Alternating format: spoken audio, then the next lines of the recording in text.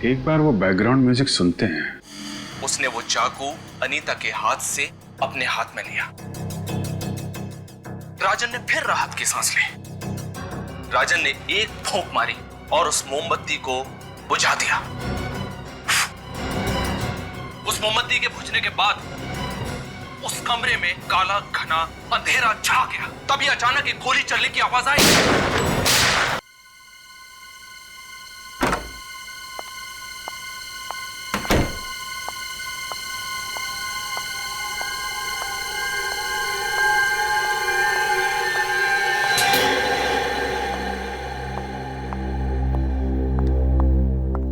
हे भगवान,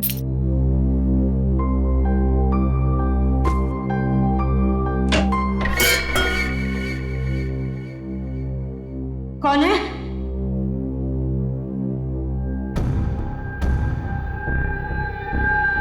कौन है वहां?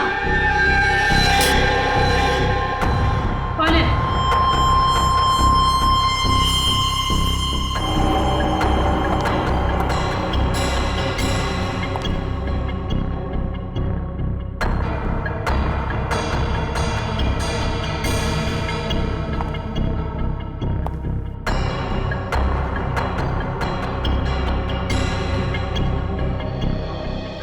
मैं भी ना बेकार में टेंशन लेती रहती हूँ। कोई भी नहीं है यहाँ पे।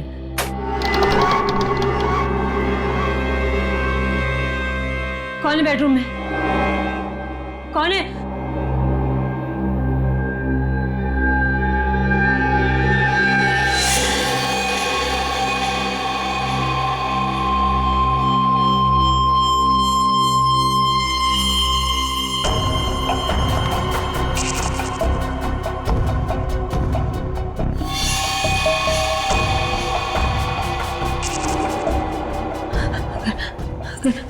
अगर वो धमकी वाली बात सच है तो मेरी जान को खतरा है।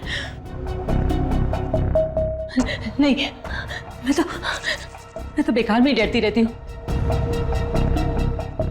नहीं, सावधानी बरतने में हर्ज ही क्या है।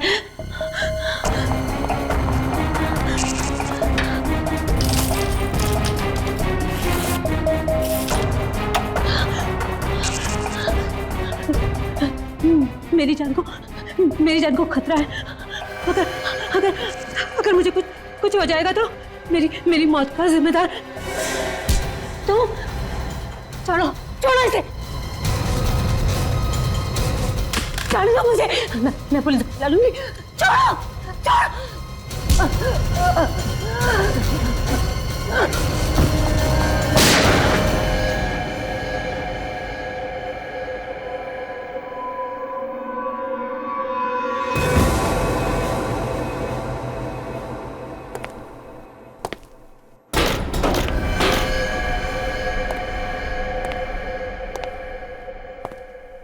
रात के अंधेरे में सिर्फ चांद के प्रकाश में, बिजली की गड़गड़ाहट में राजन ने अपनी चाबी से मुख्य द्वार को खोला।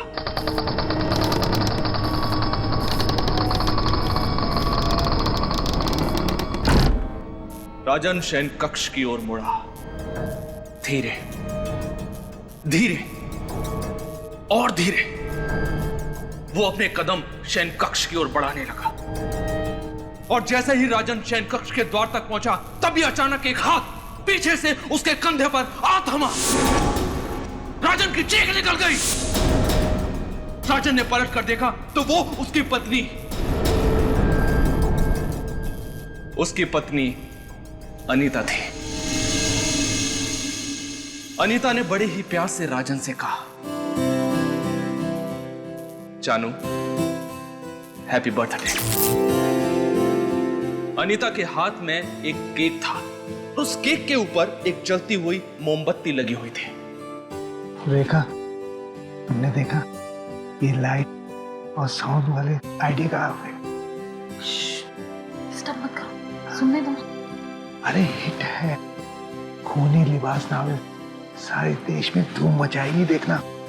राजन, राजन बड़े ही प्यार से अनीता की आंखों को पढ़ रहा था। अनीता ने राजन से कहा, ऐसे क्या देख रहे हो? तुम्हें क्या लगा मैं तुम्हारे जन्मदिन को भूल गई? राजन मुस्कुराया। अनीता ने बड़े ही प्यार से राजन का हाथ पकड़ा और उसको टेबल तक ले गई। अनीता ने वो केक टेबल के ऊपर रख दिया। अचानक अनीता ने चाकू उठाया और तेजी से राजन की ओर घुमाया। राजन डर गया। तभी अनीता बोली, चानू, केक नहीं काटोगे? राजन ने राहत की सांस ली। उसने वो चाकू अनीता के हाथ से अपने हाथ में लिया और जैसे ही उसने वो चाकू केक काटने के लिए केक के ऊपर रखा, तभी अनीता चिल्लाई, रुको! राजन फिर डर गया। अनीता मुस्कुराई। अनीता ने कहा, चानू, मोमबत्तियां तो बुझा दो। राजन ने फिर राहत की सांस ली। राजन ने एक फूंक मारी और उस मोमबत्ती को बुझा दिया। उस मोमबत्ती के बुझने के बाद उस कमरे में काला घना अंधेरा छा गया। तभी अचानक एक गोली चलने की आवाज आई और राजन जमीन पर गिर गया।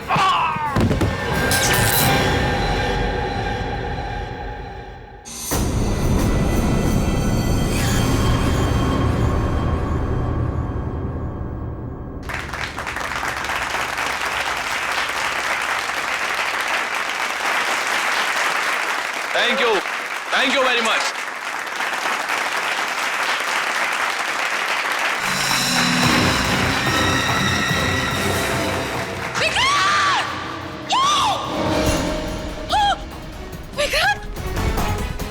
किसी को बाहर मत जाने देना, मेन डोर बंद। विक्रांत, क्या हो गया तुम्हें? अरे कोई सीआईडी को बुलाओ जल्दी। विक्रांत।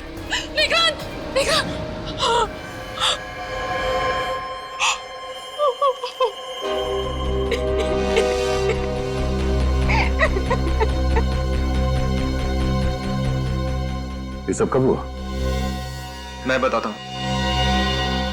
आप? अमन, मैं लेखक हूं सर। विक्रांत जी मेरे इस नोवेल खूनी लिबास के प्रकाशक थे। इस कार्यक्रम का आयोजन भी उन्होंने ही किया था।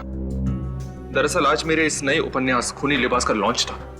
मैं वहां पर खड़े होकर इस उपन्यास के एक अध्याय को पढ़कर सुना रहा था। बैकग्राउंड में साउंड्स और लाइट का इफेक्ट भी चल रहा था। तय समय के अनुसार लाइट्स ऑफ हो गई और जब वापस ऑन हुई तो मैंने देखा कि विक्रांत के सीने से खून बह रहा था और वो ये रेखा जी हैं, विक्रांत जी की पत्नी। खूनी लिबास? खूनी लिबास, ये नाम कहीं सुना हुआ सा लगता है। सर वो अंजलि, उसके पास से हमें इसी बुक लॉन्च का इनविटेशन कार्ड मिला था। हाँ, अंजलि जिसका खून हुआ कल रात, उसके बैग में भी हमें इसी बुक लॉन्च का इनविटेशन कार्ड मिला। पलटो से संभल गए।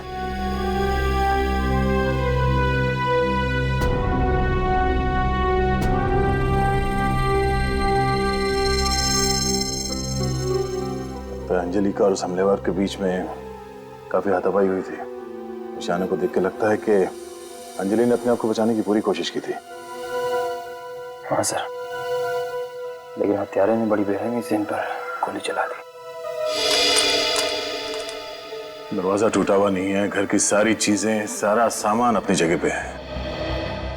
यानी वो हमलावर घर के अंदर जबरदस्ती नहीं घुसा है, अंजलि ने उसे अंदर आने दिया है।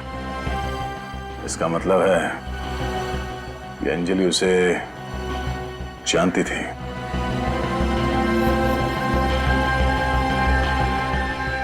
टूटा हुआ डिक्टाफोन,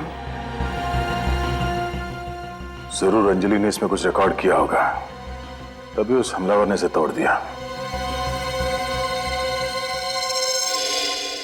सर अंजलि के पर्स में ये आईडी कार्ड मिला है। प्रेस का कार्ड? ये अंजलि एक पत्रकार थी? हाँ सर, और सर साथ में ये बुक लॉन्च फंक्शन का इनविटेशन कार्ड भी है। इसका मतलब है अंजलि को भी यहाँ आने का इनविटेशन मिला था। कहीं दोनों खून का आपस में कोई संबंध तो नहीं है? जरा पीछे हटिए प्लीज।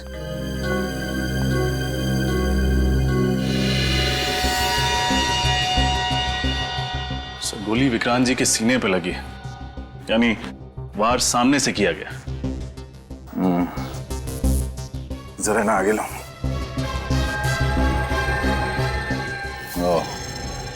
गोली विक्रांत जी के सीने से चीरती हुई पीठ से बाहर निकली और यहाँ चेयर में जा घुसी।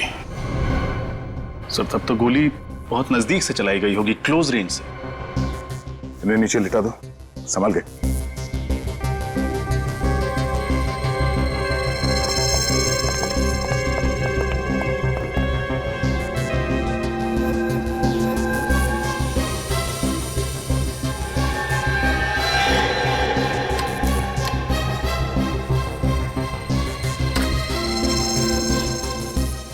निकल, ये लो, एक लंबी रस्सी लिया। और विनीत, जितने मेहमान हैं उन सबके नाम और एड्रेस नोट कर लो। इन्हें पूछो कि इन लोगों ने किसी को देखा है या किसी पे शक है क्या। और जितने लोगों को इनविटेशन दिया गया उन सब की एक लिस्ट बनाओ और पता करो कि यहाँ कौन लोग हैं जो जबरदस्ती बिना इनविटेशन के अंदर घुसा है। और यह भी पता करना कि कौन लोग हैं जो इनविटेशन देने के बावजूद यहाँ पे नहीं आए। सर जिस तरह से गोली चलाई गई स्टेज पर से ही चली हो। ये कैसे हो सकता है सर? इस स्टेज पर तो सिर्फ मैं ही था। आप कह रहे थे कि उस वक्त आप स्टेज पे इस उपन्यास से एक अध्याय पढ़ रहे थे। जी हाँ सर, बैकग्राउंड में साउंड और लाइट का इफेक्ट भी चल रहा है। और हाँ सर, इस कहानी में एक जगह कमरे में अंधेरा होता है और किरदार पे गोली चलती है। और उस वक्त इस हॉल में भी अंधेरा हुआ था। ये अंधेरा होना और गोली चलने की आवाज ये पहले से तय था क्या? जी हाँ सर, गोली की आवाज की रिकॉर्डिंग सुनाई देना और ठीक उसी वक्त सचमुच की गोली चलना इत्तेफाक तो नहीं हो सकता। हमें वो ऑडियो सीडी चाहिए गोली चलने की।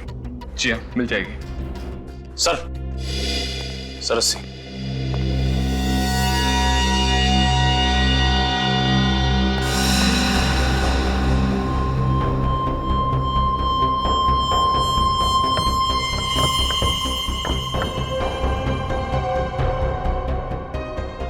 गोली यहीं कहीं आसपास से चलाई गई है। सर करीब 15-20 फीट की दूरी है।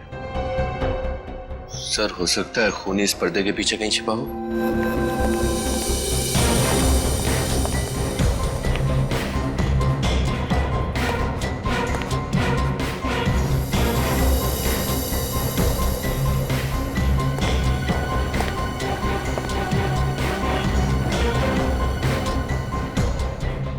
गोली यहाँ इसी जगह से चली है, ये देखो।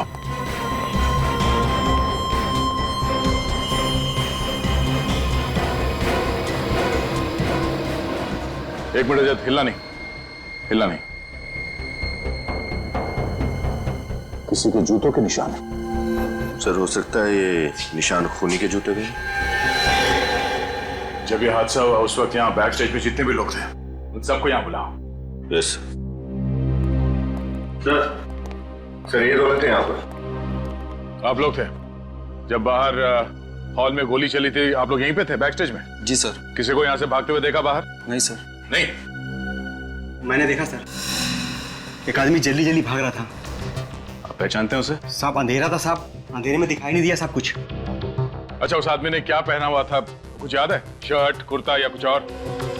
साहब अंधा है क्या, जंगली कहीं का?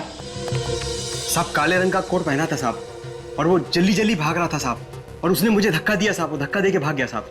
ठीक है, आप लोग जाओ, सिक्योरिटी से जाके पता करते हैं कि उन लोगों ने किसी लंबे काले कोट वाले आदमी को देखा है या नहीं। जी सर, वो बहुत जल्दी में था। इसके पहले कि मैं उससे कुछ पूछता वो निकल गया। वो गया कैसे यहाँ से? गाड़ी से गया सर। गाड़ी का नंबर देखा तुमने? नहीं सर। अच्छा, वो दिखता कैसे था? उसने क्या पहन रखा था? हुलिया बता सकते हो? सर उसने काले कलर का कोट, टोपी और चश्मा पहना हुआ था।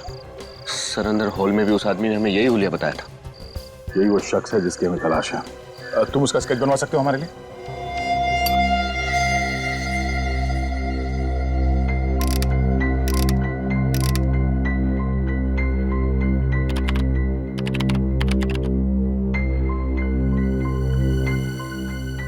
जी साळुंके साहब, कोई खास बात पता चली है क्या?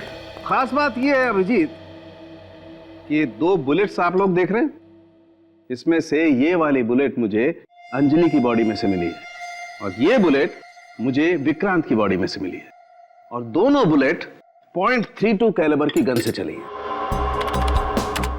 यहां देखो, ये देख रहे हो, दोनों गोलियों पर गन बैरल का एक जैसा निशान है, एकदम आइडेंटिकल।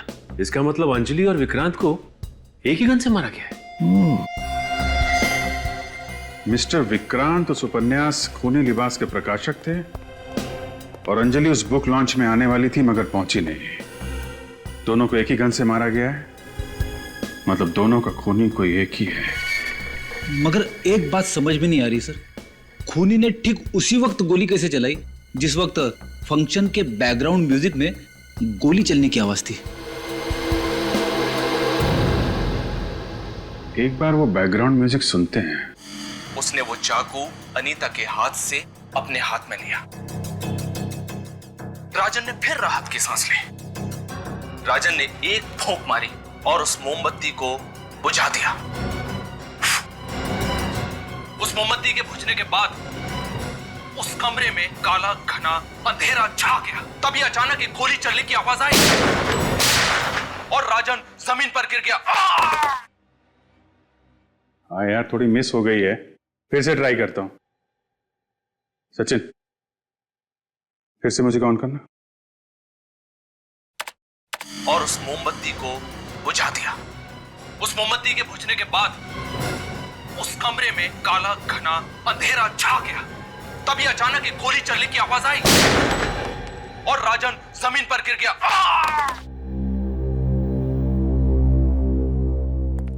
गोली की आवाज पे गोली चलाना इतना आसान नहीं है, काफी प्रैक्टिस की जरूरत पड़ेगी।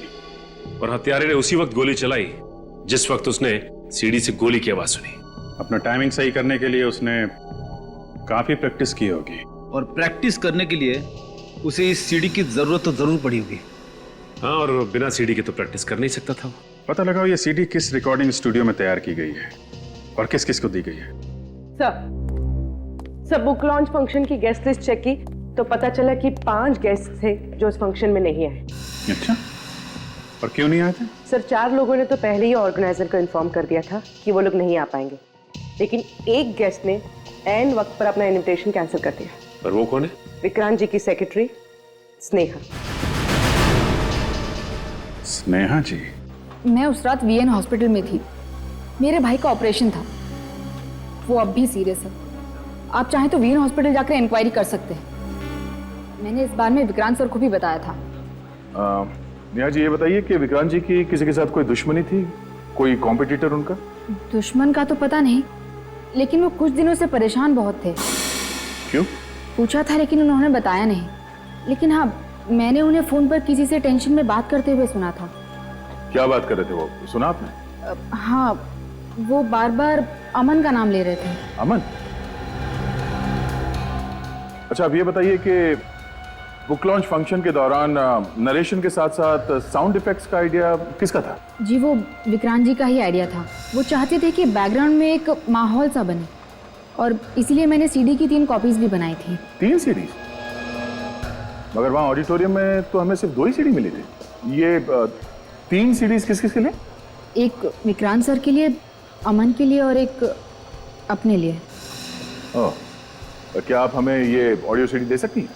आई एम सॉरी सर, वो एक्चुअली वो सीडी या तो गुम हो गई है या मैंने कहीं रख दी है, पता नहीं। आई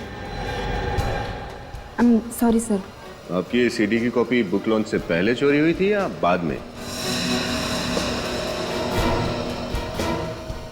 पहले, बहुत पहले। पहले।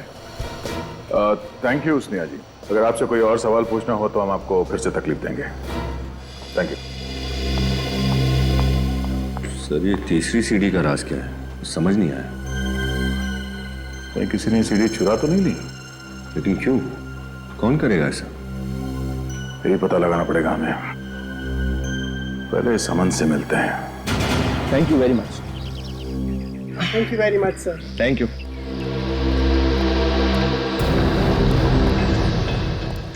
अरे सर, आप लोग यहाँ?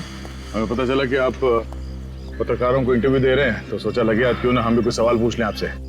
क्या बात करें सर, एक जर्नलिस्ट को जवाब देने में और सीआईडी ऑफिसर्स को जवाब देने में बहुत बड़ा फर्क होता है। हाँ, फर्क तो होता है। पत्रकार को जवाब देने से मना किया जा सकता है, पर सीआईडी ऑफिसर्स को जवाब तो देना ही पड़ता है। क्या बात है दया सर, आपको तो एक लेखक होना चाहिए था। नहीं, मैं इसी में खुश हूँ। खैर, विक्रांत जी के बारे में कुछ पूछना था आपसे। विक्रांत बहुत ही सीधा साधा और बड़े ही दिल वाला था। मैं आज जो कुछ भी हूँ उसी की वजह से तो हूँ। अगर मैं सच कहूँ सर, तो उसके चले जाने का सबसे ज्यादा नुकसान मुझे हुआ है। पिछले कुछ दिनों से उनके व्यवहार में कुछ बदलाव देखा था आपने? कोई अजीब सी बात? जी हाँ, वो बहुत ही खोया खोया सा रहने लगा था, गुमसुम, खामोश। ऐसा लग रहा था जैसे कोई परेशानी उसको अंदर ही अंदर खाई जा रही है। तो आपने पूछा नहीं उनसे कि किस बात की परेशानी थी उन्हें? जी नहीं। हाँ, लेकिन कुछ दिन पहले की बात है। मैं ऑफिस की लॉबी से गुजर रहा था, तो मैंने देखा कि वो फोन पर किसी से गुस्से में बात कर रहा था। किससे बात कर रहा था? शायद वो किसी मिलन से बात कर रहा था और कह रहा था कि मिलन, तुम मेरे साथ ऐसा नहीं कर सकते। और आपने ये नाम मिलन पहले सुना था या किसी मिलन को जानते हो आप? जी नहीं।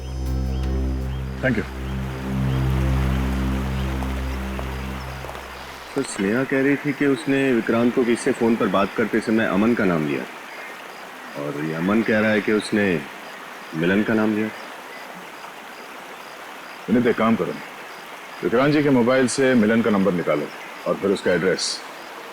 पता चल जाएगा कौन सच बोल रहा है और कौन झूठ।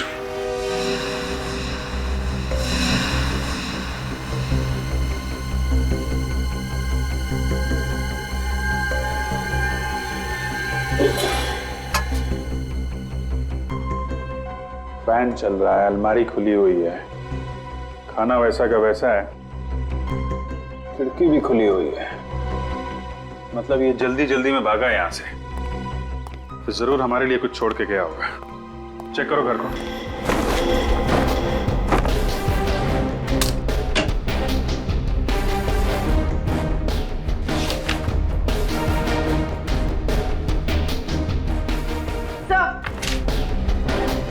सर, ये फोटो मिली।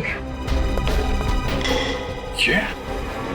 सर, ये फोटो तो स्केच से मैच होता है। ये देखिए। मतलब मिलन ही था जो उस बुक लॉन्च में गया था। चेक करो, देखो और क्या मिलता है।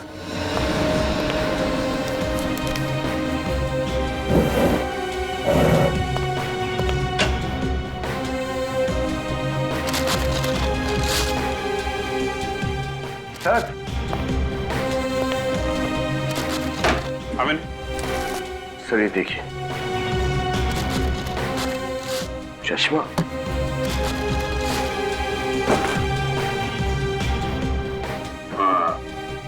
वॉचमैन ने भी बताया था ना, गोली चलने के बाद जो आदमी गेट से निकला था उसने यही पहन रखा था, काला कोट, चश्मा और हैट। मतलब सर, बुक लॉन्च पे मिलन विक्रांत का खून करने के बाद पहले घर आया, हड़बड़ी में अपना सामान पैक किया और यहाँ से चक्कर हो गया। करेक्ट। सर, ये डस्टबिन से ये पेपर मिले। सर देखिए, जैसे इस पे कोई नक्शा बना हुआ है।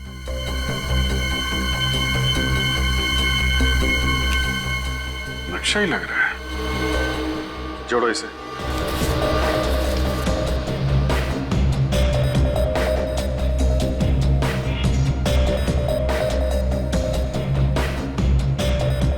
Blue pearl. Blue pearl. पता लगाओ ये जगह कहाँ पे है। निखिल, तुम्हें पूरा यकीन है यही वो जगह है? हाँ सर, उस कागज पे जो लैंडमार्क था वही होटल है, और इस होटल के आसपास सिर्फ एक फार्म हाउस है।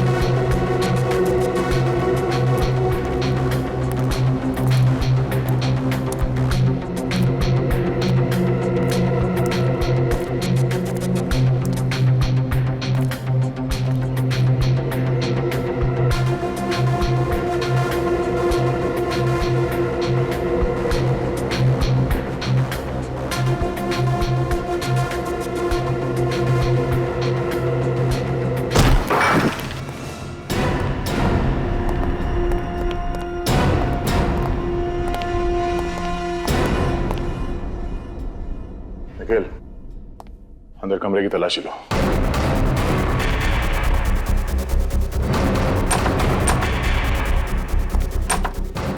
सर, सर ये देखिए सर ये सेटअप तो बिल्कुल वैसा ही सेटअप है जो उस बुक लॉन्च फंक्शन के जैसा था। हाँ? सर इसका क्या मतलब हो सकता है?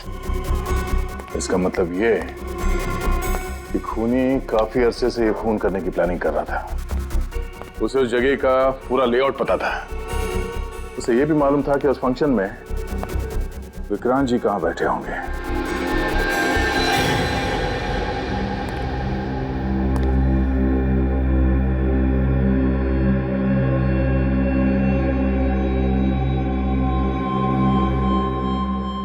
सर ये देखिए, ये गोली बिल्कुल वैसी गोली है जो हमें विक्रांत जी की लाश से मिली थी। हर एक छोटी सी छोटी बात को ध्यान में रखकर उसने कत्ल करने की साजिश रची है। पता नहीं कितने दिनों से अपने इरादों को अंजाम देने में लगा पड़ा था वो। ये टारगेट प्रैक्टिस, ये देखो, ये गोलियां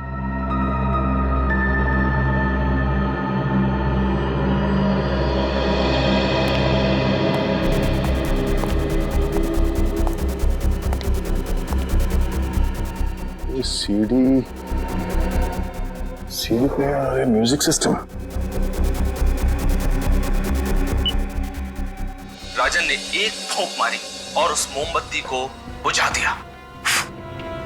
उस मोमबत्ती के बुझने के बाद उस कमरे में काला घना अंधेरा छा गया। तभी अचानक एक गोली चलने की आवाज आई। ओह, सर लगता है वही सीडी है जो मौका वारदात से गायब हुई थी। हाँ, ये वही सीडी है और इसी सीडी की मदद से उसने अपना टाइमिंग एकदम परफेक्ट रखा। जैसे ही सीडी में गोली चलने की आवाज आई, उसने अपने गन से गोली चला दी।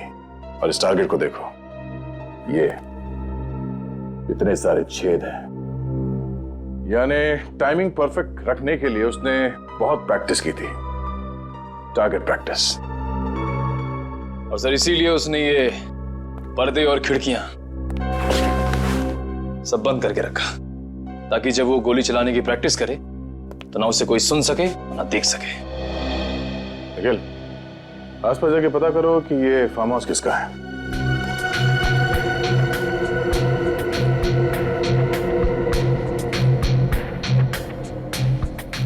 शेल।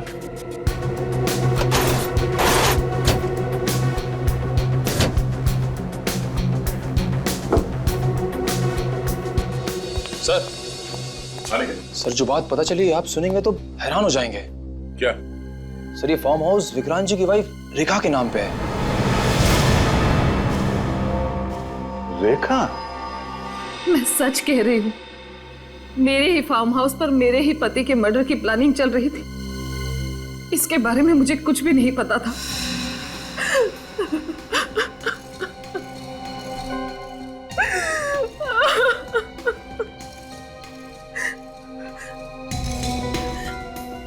अगर मुझे पता होता तो क्या मैं अपने पति को बचाती नहीं? क्या मैं सीआईडी को इन्फॉर्म नहीं करती? ये फार्म हाउस की चाबी किस किस के पास रहती है? एक चाबी मेरे पास रहती है और दूसरी विक्रांत के पास रहती थी। जब भी उसका मन करता था वो वहां चला जाता था। मैं तो काफी अरसे से फार्म हाउस पर गई नहीं। अच्छा, विक्रांत जी ने कभी आपसे किसी मिलन नाम के आदमी के बारे में कुछ कहा था? नहीं सर, ये नाम तो मैं पहली बार सुन रही हूँ।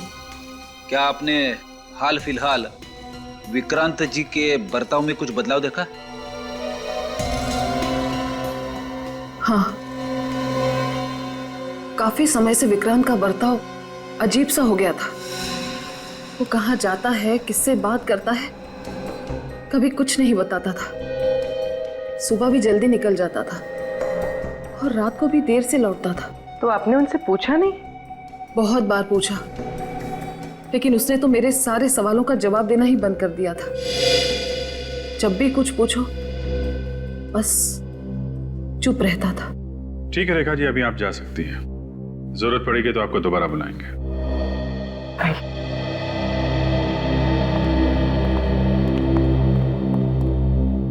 सर, मुझे तो लगता है ये मिलन ही खूनी है, क्योंकि बुक लॉन्च फंक्शन की शाम उसको ही निकलते हुए देखा गया था। हाँ, कहीं से उसने फार्म हाउस की चाबी का इंतजाम किया होगा, वहां पे सीडी के म्यूजिक पे गोली चलाने की प्रैक्टिस की और बुक लॉन्च में जाके विक्रांत जी का खून कर दिया। पर सर हमें ये भी नहीं पता कि मिलन है कहाँ, और ये भी नहीं पता कि वो जर्नलिस्ट अंजलि की मौत का इस केस से क्या लेना देना है। सर, डेक्टाफोन में से जो हमें टेप मिला था वो बुरी तरह से डैमेज था, लेकिन अब उसे रिपेयर कर लिया गया है। Very good. तो डेक्टाफोन लाना जरा।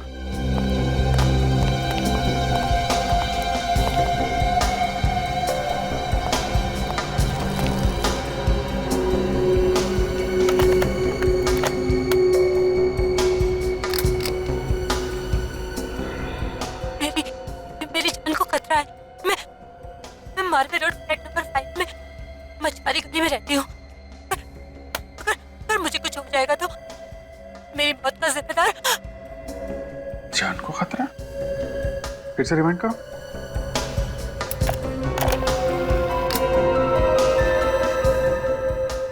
मेरी जान को खतरा है।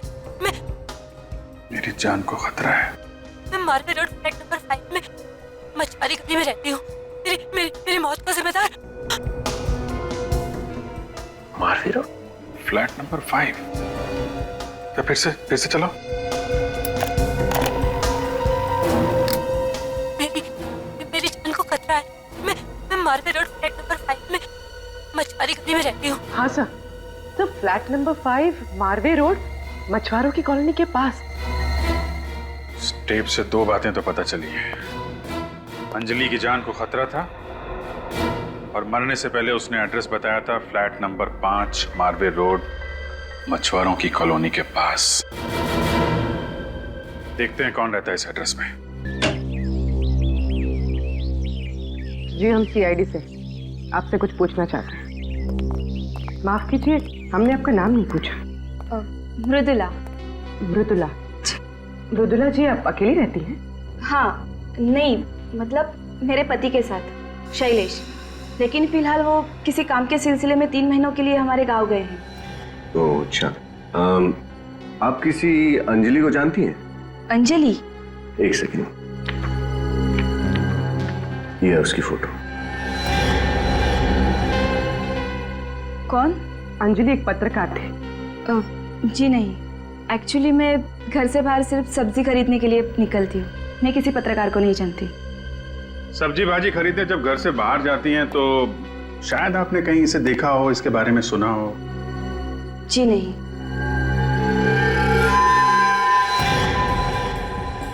हमने आपको डिस्टर्ब किया, शायद आप नहा रही थी। जी हाँ। तो फिर आपके बाल इतनी जल्दी कैसे सूख गए?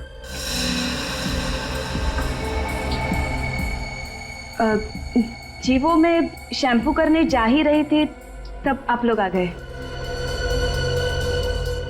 अब आप लोग जाएंगे तब मैं कर लूंगी शैम्पू। अच्छा, मतलब आप चाहती हैं कि हम लोग चले जाएं? जी नहीं, मगर वो पानी चला जाएगा तो प्रॉब्लम हो जाएगी। नहीं, कोई बात नहीं, हम लोग फिर आ जाएंगे। Thank you.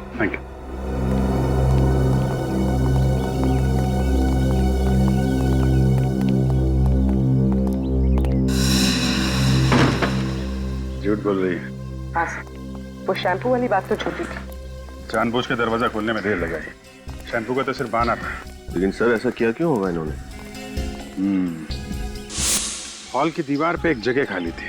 ऐसा लग रहा था वहां पे कोई पेंटिंग लगी थी या कोई फोटो फ्रेम था। मतलब सर अभी हमारे अंदर घुसने से पहले उन्होंने वहां से वो फोटो फ्रेम या पेंटिंग हटा दी होगी। अब तो ऐसा ही रहा है। मगर वो ऐसा क्यों करेगी सर? नहीं चाहती होगी कि हम वो फोटो फ्रेम या पेंटिंग देखें। सर ऐसी क्या खास बात होगी उस फोटो फ्रेम या पेंटिंग में? उसी का पता लगाना पूर्वी। चलो जरा पड़ोसियों से मिलते हैं।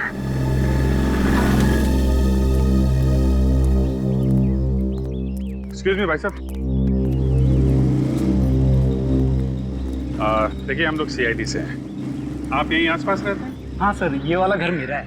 हो, आप फिर तो शैलेश जी और मृदुला जी को जानते होंगे? हाँ, बहुत अच्छे से।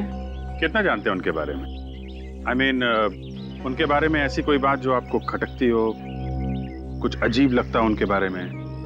हाँ सर, एक्चुअली सर वो दोनों वैसे तो बहुत मिलनसार है सर, लेकिन पिछले कुछ दिनों से सर उनका बर्ताव बहुत अजीब सा हो गया सर। अजीब सा मतलब? अचानक हम सबसे बातें करना बंद कर दिया है, सहमे सहमे से रहते हैं सर। तो इसकी वजह नहीं पूछी आपने? पूछा था सर, उन्होंने जवाब नहीं दिया, बात को घुमा दिया सर। अच्छा, इनके घर आना जाना तो होगा आपका? हाँ, काफी बार मैं जा चुका हूँ। I see। फिर तो आपने इनके हॉल में जो एक तस्वीर है वो तो देखी होगी, वो जो है ना, वो बड़ा सा फ्रेम है हॉल में बिल्कुल सामने, वो कौन सी फोटो थी वो? मैरिज वाली सर, मृदुला जी और शैलेश जी की शादी की फोटो है सर। कहीं आप उसी की बात तो नहीं कर रहे? अच्छा अच्छा, हाँ हाँ वही। अच्छा, ये शैलेश जी काम कहाँ करते हैं? शॉपिंग मार्केट में सर। कौन से शॉपिंग मार्केट? वो हाँ, आर्कलाइन शॉपिंग मार्केट सर। अच्छा अच्छा, thank you very much. Okay sir. जी ने वो मृदुला जी और शैलेश जी की शादी की फोटो हमसे क्यों छुपाई? शायद शैलेश की पहचान छुपाने के लिए। आर्कलाइन शॉपिंग मार्केट।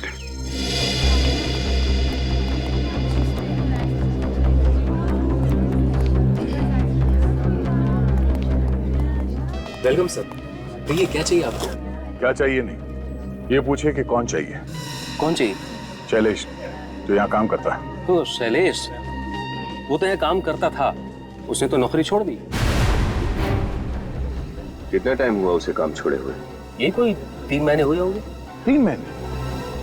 अच्छा, अब इस शैलेश के बारे में कुछ और बता सकते हो आप हमें? शैलेश के बारे में सर जितना कहा जाए उतना कम है। एकदम फर्स्ट क्लास सेल्समैन था सर। कस्टमर से इतनी अच्छी तरीके से बात करता था कि जो कस्टमर टाइम पास करने के लिए भी आते थे वो सामान खरीद लेते थे। जब वो इतना अच्छा सेल्समैन था, फिर उसने यहाँ से नौकरी क्यों छोड़ी? सर वो कह रहा था कि कोई बड़ा जैकपॉट लगा है उसे, अब वो खुद की दुकान खोलना चाहता है, तो इस सिलसिले में उसे कुछ टाइम के लिए गाँव जाना पड़ेगा। उसका गाँव कहाँ है, कुछ बताया उसने? नो सर, ये तो बताया नहीं सर। ओह, अच्छा, उसकी कोई फोटो तो होगी ना तुम्हारे पास? सर ये रही उसकी फाइल।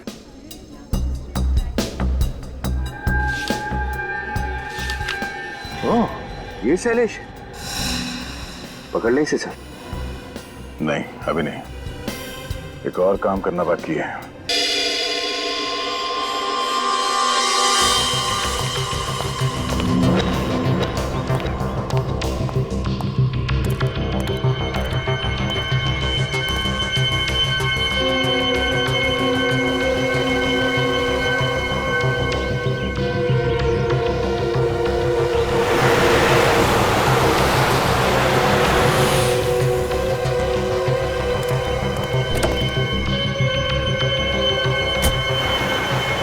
गाड़ी में बैठ के तो नहीं जा रहा? हम भी चलते हैं, जाइए, जा रहा है।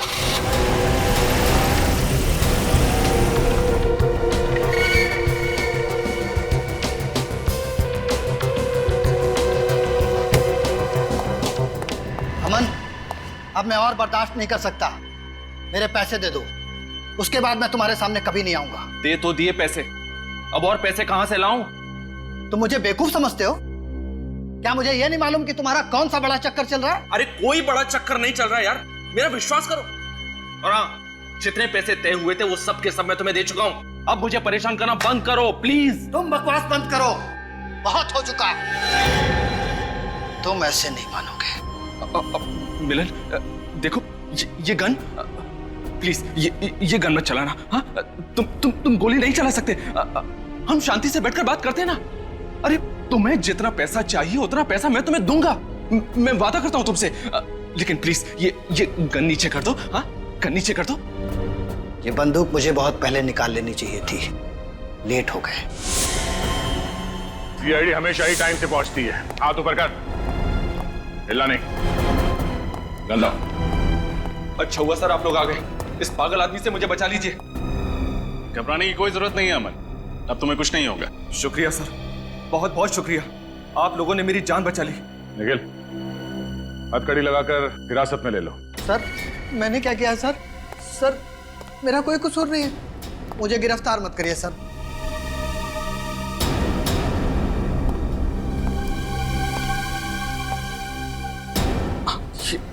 कि आप क्या करें सर? आप लोग मुझे क्यों गिरफ्तार कर रहे हैं? ये ड्रामा बंद करो मिस्टर शैलेश। शैलेश? कौन शैलेश सर? मैं अमन हूं, अमन। और ये सारा खेल तो इस मिलन ने खेला है। मैं निर्दोष हूं सर, मैंने कुछ नहीं किया। इतना भोला बनने की कोई जरूरत नहीं है। हमारे पास सबूत है कि तुम्हारा असली नाम अमन नहीं, शैलेश है। आर्क लाइन शॉपिंग आर्केड में काम करने वालों के रजिस्टर में तुम्हारा नाम, समझे? और वहां तुम्हारी फोटो भी है। तो मिस्टर शैलेश, अब तुम महान लेखक नहीं रहे। मिलन, विक्रांत जी से तुम कैसे मिले? जब दो पब्लिशर ने मेरी कहानी छापने से इनकार कर दिया, तब मैं विक्रांत जी के पास गया। विक्रांत जी को मेरी कहानी बहुत पसंद आई, लेकिन उन्होंने कहा कि हम इसे नकली नाम से छापेंगे। इसलिए विक्रांत जी ने तुम्हारे उपन्यास को तुम्हारे नाम से नहीं, बल्कि एक नकली लेखक अमन के नाम से छाप दिया। जी, और जब उपन्यास को सराहा गया तो मुझे लगा कि विक्रांत जी मुझे दुनिया के सामने लेकर आएंगे, लेकिन विक्रांत जी को लगा कि दुनिया इस बात को कभी नहीं मानेगी कि मुझ जैसा दिखने वाला साधारण आदमी लेखक हो सकता है। उपन्यास की पब्लिसिटी के लिए उनको स्टाइलिश और आधुनिक चेहरा चाहिए था। और तभी उनकी मुलाकात शैलेश से हुई, आर्क लाइन शॉपिंग आर्केड में। हाँ? और तुम्हारी मीठी जुबान से बहुत इंप्रेस हो गए वो, तो उन्होंने एक प्लान बनाया। उन्होंने सोचा क्यों ना तुम्हें अमन बनाकर दुनिया के सामने लाया जाए। हाँ? पैसा और शोहरत पाने का मेरे पास ये सबसे अच्छा मौका था सर, लेकिन विक्रांत जी ने तय किए हुए पैसे मुझे नहीं दिए। इसलिए तुमने मिलन से हाथ मिला लिया और अपने मकसद को पूरा करने के लिए अंजलि नाम की जर्नलिस्ट की मदद ली। मगर शैलेश, तुम्हारा लालच बढ़ा, तुमने अपना प्लान चेंज कर दिया। तुमने सोचा क्यों ना विक्रांत जी को ही मार दो, ताकि उनके रॉयल्टी के सारे पैसे तुम्हें मिल जाएं। हाँ, और उनको मारने की प्रैक्टिस भी मैं उन्हीं के फार्म हाउस पर किया करता था। और अंजलि को इसलिए मार दिया क्योंकि अगर वो जिंदा रहती तो तुम्हारी सारी असलियत सबके सामने ला देती, है ना? मिलन भी तो तुम्हारी असलियत जानता था, इसको क्यों जिंदा छोड़ दिया? ये कहीं गायब हो गया था। चलो इतना तो पता चल गया कि तुमने जानबूझकर मिलन को उस रात बुक लॉन्च पर बुलाया और बैक स्टेज के पर्दे में छेद बनाया। ये बताओ, विक्रांत जी पर कैसे गोली चलाई तुमने? मैं गन किताब में छिपा कर लाया था। मैंने स्टेज से ही अंधेरे में उन पर गोली चला दी। चलिए नकली लेखक, असली जेल में सजा काटने का वक्त आ गया है।